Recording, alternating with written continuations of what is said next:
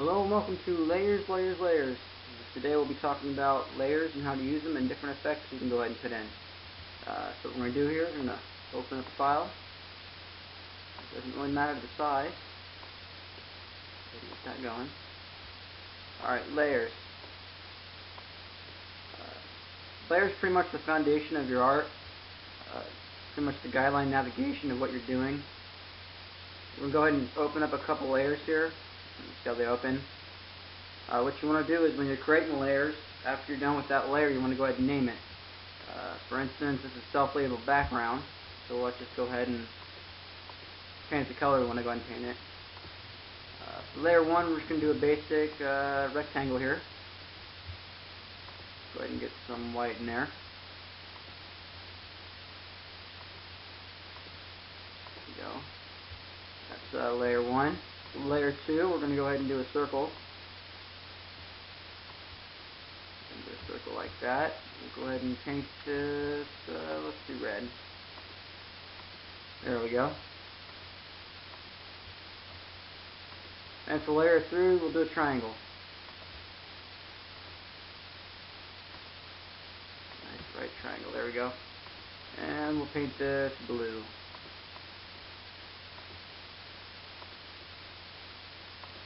Alright, so what we're going to do is, for sake of order, we're going to go ahead and rename these. Simply double click on the layer.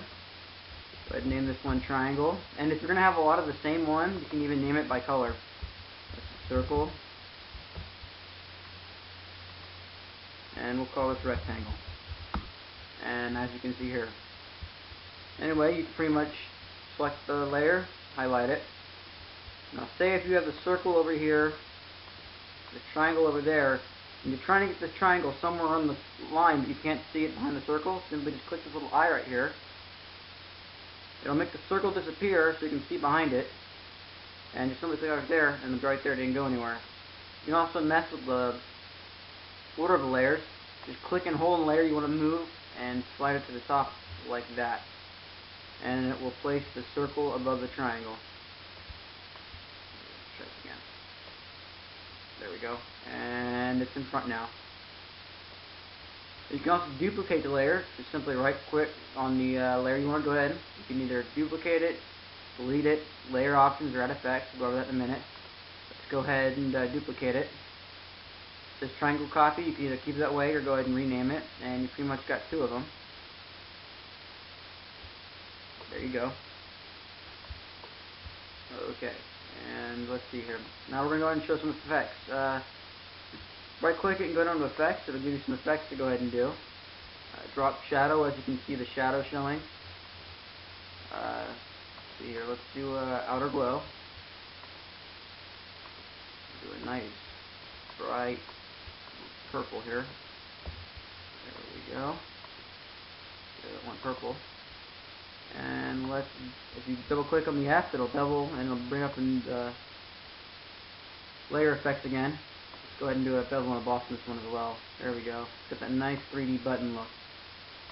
Now another cool thing about this is if you click on that F button right there and go ahead and copy effects, you can do exactly what you just did to that circle to another layer. So let's go ahead and paste it on one of these triangles. And there you go, you got that now. Another cool thing you can do is, say you want to move this triangle and this circle together, simply click right here, and now they'll move together instead of moving by themselves. It's called synchronizing the layers. Okay, like that. Okay, another thing you can do is you can transparent these. Go ahead and go to opacity, and you can go ahead and make it a little bit dimmer. As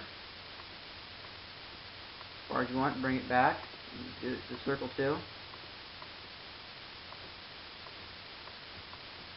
Like so. Let's go ahead and bring this rectangle up to right there. There we go.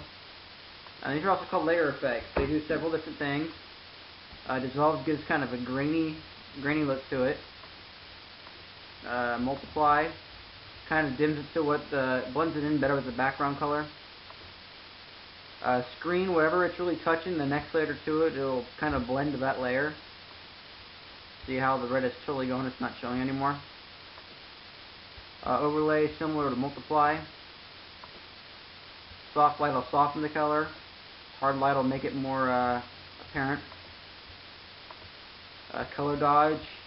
It kind of blends in, goes more of what actually the outer effect of the layer is. And color burn will burn it in, make it a little bit more darker, more noticeable. And then darken and lighten our obvious effects here. Difference will go whatever difference the color is. So obviously red to white would make blue, and several different factors, different colors, different results. Exclusion. And let's go back to normal. Another couple things you can do here.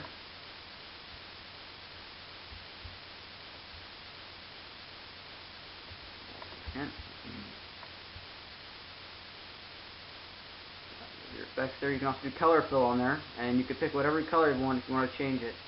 This affects the entire layer, so if you have something really complex going on, you might want to be careful with that. Okay. Say if you wanted to add a bevel emboss to the entire thing, pretty popular. What you want to do is double click background, and it will get rid of the background feature on it, and it will become a regular layer. You can rename it background, but now you'll be able to edit it a lot more. There you go, and all you gotta do is go to Layer, Effects, Bevel Emboss. You get this cool 3D look to make like the whole thing's coming out at you. There you go. There are a couple other things here. Channels. You click on the red, it'll operate in red. You go green, blue. It just changes the effects. Usually just gets the color, makes it black and white, and whatever colors it's displaying is what's going to result in what channel you're picking. That's pretty much the layers. Thank you for coming and joining us, and we'll see you later.